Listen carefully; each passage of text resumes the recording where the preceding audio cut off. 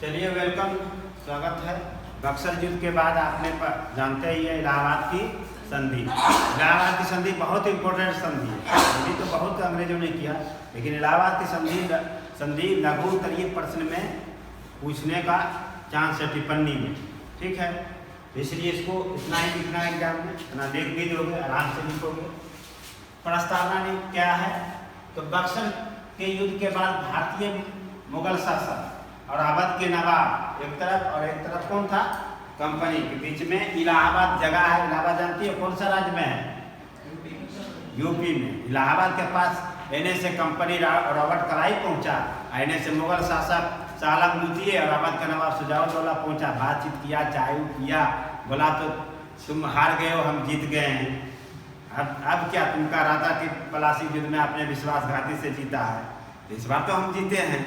तो भाई अब जीते हैं तो तुम मेरी बात मानो, नहीं तो फिर सत्ता से हटो। बोला नहीं ठीक है, ठीक है, आप जो कहिएगा वही होगा। तो पहले बोला किसके साथ? मुगल शासक के साथ। किस तारीख को? 12 को। पहले मुगल शासक के साथ मिला, उसके बाद 4 दिन के बाद आया कौन? शुजाउद्दौला आया। वहाँ पे अंग्रेज ने अपना को लिखा एकदम बड़ा जैसा लंबा लिख के, भाई मेरा ये पक्ष है, आपको इसमें क्या कहना? तो मुगल शासक बोला ठीक है, आप जो कहे वो हम तैयार हैं। तो क्या हो गया? संधि। निर्भर कहानी। संधि मतलब ये होता है जैसे तुम लोग संधि करते हो, आज के बाद कोई बातचीत नहीं, तो कितने दिनों तक प्रभावशाली होता है? उल्लंघन कौन करता है? उल्लंघन। इलाहाबाद संधि बड़ा कड़ा संधि था, सब लोग इस तरह का संधियां पालन नहीं कर पाओगे। कोई कर पाएगा? कौन करेगा? हाँ, इलाहाबाद की संधियां। चलो, इलाहाबाद का प्रथम संधि, यह संधि 12 अगस्त 1765 का। यानी कि इलाहाबाद की संधि के अंतर्गत 2 संधियां हुआ। जैसे इलाहाबाद का प्रथम और द्वितीय, 2, प्रथम ये हुआ, दूसरा ये हुआ। तिथि याद रखना पीटी के हिसाब से। यह संधि 12 अगस्त 1765 को हुआ। इसको भी हो गया क्या? अति टाइफाइड लगता है मेरा, इसको टाइफाइड हो गया। टाइफाइड में नहीं वोमिटिंग करता है। हाँ, ऐसा इसके वोमिटिंग कर रहा है, कोई और लक्षण तो नहीं है इसका। इसलिए हुआ मुगल। ठीक है, यह संधि मुगल शासक शाह आलम द्वितीय, मुगल शासक कौन था इस समय? शाह आलम द्वितीय, याद रखो। एवं कंपनी की तरफ से कौन था? लॉर्ड क्लाइव के मध्य। इस संधि के तहत मुगल शासक शाह आलम द्वितीय को अंग्रेज क्या किया? बोला आप 26 लाख रुपया पेंशन ले लीजिए और चुपचाप दिल्ली में बैठे रहिए। 26 लाख रुपया पेंशन दे दिया कि आपको हम 26 लाख रुपया वार्षिक, महीना नहीं, वार्षिक, यानी एक महीना में कितना? 13 लाख हुआ ना। अरे वार्षिक पेंशन 26 लाख है तो एक महीना में कितने हुआ? 2 लाख। सॉरी, हाँ, मेरा मैथ थोड़ा खराब है, इसलिए एक महीना में 2 लाख, उस समय 2 लाख, समझ रही हो? 26 लाख रुपया वार्षिक पेंशन। और क्या? पहले समझो, पीटी में पहला मुगल शासक को कंपनी ने क्या दिया? 26 लाख रुपया वार्षिक पेंशन आप ले लीजिए और दिल्ली में चुपचाप जाके बैठिए, देखिए दुनिया कैसे चल रहा है। दूसरा कहा अवध का क्षेत्र कौन था? करा और इलाहाबाद किसका क्षेत्र था? अवध का। कंपनी बोला कि जो अवध का, इलाहाबाद और करा क्षेत्र है, हम इससे लेकर आपको दे देते हैं। किसको? शाह आलम द्वितीय को, मुगल शासक के क्षेत्र भी आप ये ले लीजिए। क्लियर हो गया? अब तीसरा, चौथा, यानी 5वां में आइए। तो इस संधि से कंपनी को बंगाल में कैसा दीवानी मिला? क्योंकि उस समय समझो कि उस समय मुगल शासक एक तरह से राष्ट्रपति थे कि कोई भी कोई काम करेगा तो फाइनली सहमति किसका होगा? राष्ट्रपति का सिग्नेचर होगा तभी कानून बनेगा। तो मुगल सत्ता था, भले बंगाल में नवाब लोग शासन कर रहे थे, लेकिन मुगल सत्ता को अंग्रेज ये जानता था कि मुगल सत्ता परंपरा से चला रहा है और भारत की एकल सत्ता कौन सत्ता है? मुगल सत्ता। उससे सहमति किसी चीज को लेना अति आवश्यक है। इसलिए अंग्रेज ने मुगल सत्ता से जैसी सहमति ले लिया तो उसको बंगाल में कैसा दीवानी मिल गई, अस्थाई दीवानी। पहले वो अस्थाई था, अब अस्थाई हो गया। अस्थाई दीवानी जैसी मिल जाता है तो उसको प्रशासन वो अपने तरीके से स्थापित कर सकता है, सैन्य व्यवस्था वहाँ ला सकता है, अपने तरीके से सारा चीज, न्याय प्रणाली ला सकता है, हर चीज वो ला सकता है। क्लियर हुआ ना? तो अस्थाई बंगाल में इस संधि से कंपनी को बंगाल में अस्थाई दीवानी मिली। किस संधि से? इलाहाबाद था, प्रथम या द्वितीय? प्रथम से, याद रखना। अब इलाहाबाद की द्वितीय संधि आओ, यह संधि कब हुआ? 16 अगस्त 1765 ईस्वी को हुआ। यह संधि अवध के नवाब सिराजुद्दौला एवं लॉर्ड क्लाइव के मध्य हुआ। इस संधि के तहत करा एवं इलाहाबाद के क्षेत्र को छोड़कर शेष क्षेत्र किसका रह गया? क्योंकि करा एवं इलाहाबाद क्षेत्र था किसका?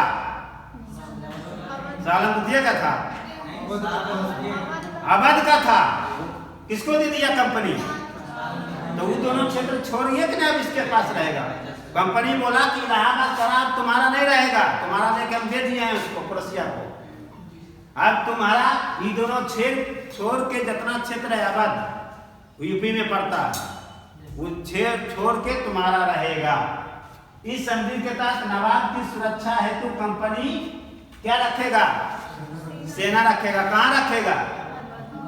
इसका मतलब है कि सहायक संधि जो आया लॉर्ड वेलेस्ली के द्वारा, उसका प्रारंभिक बीज कौन सा संधि में बोया गया? देख गया ना, सहायक संधि में था ना कि सेना हमारा रहेगा, तुम्हारी सुरक्षा ले, खर्चा तुम दोगे, पढ़ाएंगे, अगला क्लास में हुई। तो प्रारंभिक पृष्ठभूमि कहाँ दिखता है? सहायक संधि। सहायक संधि का जन्मदाता लॉर्ड वेलेस्ली है, ये ध्यान रखना। पीटी में सहायक संधि कौन लाया था? लॉर्ड वेलेस्ली, लॉर्ड क्लाइव ने। एक मेंस लिखने के लिए पृष्ठभूमि दिखता है थोड़ा सा इस शब्द से कि संधि के तहत नवाब की सुरक्षा तो कंपनी का सेना कहाँ रहेगा? अवध में रहेगा। अंग्रेज बोला कि आपको हो सकता है प्रोसिया से झगड़ा हो जाए, कोई आपको मार दे, मुगल मार दे, क्योंकि आपका क्षेत्र हम दे दिए हैं उसको, तो आपकी सुरक्षा चाहिए ना, तो हमारा सेना आपके पास रहेगा। क्योंकि कंपनी जान चुका था कि अब तो अब बंगाल में एकदम शासन स्थापित कर लिए। अभी अवध का नवाब चूंकि अंतिम तक लड़ते रहा था, चुनौती दिया था, कंपनी को यह आभास था, हो गया था कि अवध भी शक्तिशाली है, तो भाई इसको कैसे अंकुश लगाएंगे? चलो अपनी सेना को, यानी बहाना बनाया कि हम आपकी सुरक्षा के लिए रख रहे हैं, लेकिन उसका अंदर में मनसा कुछ और था। क्या मनसा था? कि नजर रखना कि कहीं इधर उधर तो नहीं कर रहा। समझ रहे हो ना? यानी कहा कि हम आपकी सुरक्षा के लिए रख रहे हैं, लेकिन आंतरिक मनसा उसका कुछ और था, मतलब उस पर निगरानी रखना एक तरह से। इस संधि के तहत लॉर्ड क्लाइव और कंपनी को अवध से कितना पैसा मिला? 50 लाख रुपया मिला। कौन दिया 50 लाख कंपनी को? सिराजुद्दौला दिया अवध के नवाब कि भाई ठीक है 50 लाख रुपया हम देंगे आपको। कहा है? तो बोला कि युद्ध में तुम लड़ा था, कितना सेना मेरा मारा गया, हरजना के रूप में दो। ठीक है, हरजना ने दंड देता समझो। कंपनी को अवध में कर मुक्त व्यापार करने का क्या मिल गया? अधिकार। बंगाल से कल बताए थे ना, ये पकड़ते पकड़ते पहुंच रहा है ना, अब अवध पहुंच गया। उधर मुगल को अधिकार तो उत्तर भारत तो जीतिए लिया एक तरह से मान लो। प्रभाव या परिणाम क्या हुआ? मुगल सत्ता का यहाँ से पतन, वास्तविक रूप से पतन प्रारंभ हो गया, क्योंकि अब ये पेंशनधारी हो गया, अब तो कुछ शासन उसन कर नहीं सकता है। कंपनी द्वारा बाध्यकारी संधि किया गया। यह संधि कैसा था? क्योंकि कंपनी ने अपने तरीके से नहीं किया, भारतीय राजवाड़ा को कहाँ मौका दिया कि तुम कुछ बोलो, आप अपना पक्ष रखिए। इसने जो चाहा वो किया, जिसको बोलते हैं बाध्यकारी संधि किया। तुम लोग भी बाध्यकारी संधि कहीं करते हो कि नहीं ये करना होगा? नहीं। बंगाल में कंपनी का शासन प्रारंभ हुआ। बंगाल में किसका शासन प्रारंभ हो गया? और कौन सी व्यवस्था आई? द्वैध शासन स्थापित हुआ। द्वैध शासन का बंगाल में द्वैध शासन किसने स्थापित किया? Lord Clive. किसने किया? Lord Clive. ये था आपका भारत में अंग्रेजों का विजय, और उससे संबंधित दीर्घ उत्तरीय प्रश्न हमने कल बता दिया, और आज आपको लघु उत्तरीय। लघु उत्तरीय में प्लासी का युद्ध, बक्सर का युद्ध और इलाहाबाद की संधि। हो सकता है कि ये दीर्घ उत्तरीय में भी पूछ सकता है। ठीक है। लघु उत्तरीय पढ़ो चाहे जो बड़ा पूछेगा तो बड़ा लिख देना, छोटा पूछेगा तो छाट छाट के मुख मुख बात लिख देना, बस यही हुआ। लघु उत्तरीय दीर्घ उत्तरीय में तो ये अंतर है ना, दीर्घ उत्तरीय में थोड़ा विश्लेषण ज्यादा करना होता है, लघु उत्तरीय में कम होता है। तो ये रहा। अब कल अगले क्लास हम क्या बताएंगे, क्या है टॉपिक, ईस्ट इंडिया कंपनी का साम्राज्यवादी नीति, शायद यही होगा। तो अगले क्लास का इंतजार कीजिए, साम्राज्यवादी नीति। और चलिए इसको जरूर पढ़िएगा, रिवीजन कीजिए, पॉइंट को जरूर दिमाग में रखिए, पॉइंट पे ही खेला। अगर आपको पॉइंट याद नहीं है तो फिर कुछ नहीं, तो फिर आप कोई मतलब नहीं पढ़ने का। एक बार किताब एनसीईआरटी हो चाहे कोई ऑथेंटिक बुक हो, एक बार कहानी जरूर पढ़ लीजिए, जितना हमने कहानी बताया। पर इसके बाद आप कहानी को पढ़िएगा, किताब को पढ़िएगा तो आसानी से आपको पढ़ने में समझ में आएगा। उसके बाद हम आपको नोट्स दे देंगे, नोट्स को रिवीजन कीजिएगा। जो क्लास में आपने लिखा, क्लास का नोट्स बेस्ट होता है, जो क्लास में बोर्ड पे जो बताया जाता है वो बेस्ट होता है। हम नोट्स इसलिए दे रहे हैं कि कुछ कहानी किस्सा उसमें लिखें तो आप समझ पाएं। तो किताब जो क्लास में भी पढ़ने का तरीका ही है कि क्लास में जो आपने पढ़ा उसके बाद आप किताब पढ़ लीजिए, जाके एक बार कम से कम अंडरलाइन कर लीजिए। उसके बाद आप अपना कॉपी में जो पढ़े हैं उसको रिवीजन कीजिए और नोट्स को देखिए। यही है मुख्य परीक्षा की तैयारी का सबसे महत्वपूर्ण रणनीति, कुशल रणनीति। अगर ये जो विद्यार्थी करेगा उसका मेंस सेट हो जाएगा, मेंस में कहीं दिक्कत नहीं होगा। Thank you.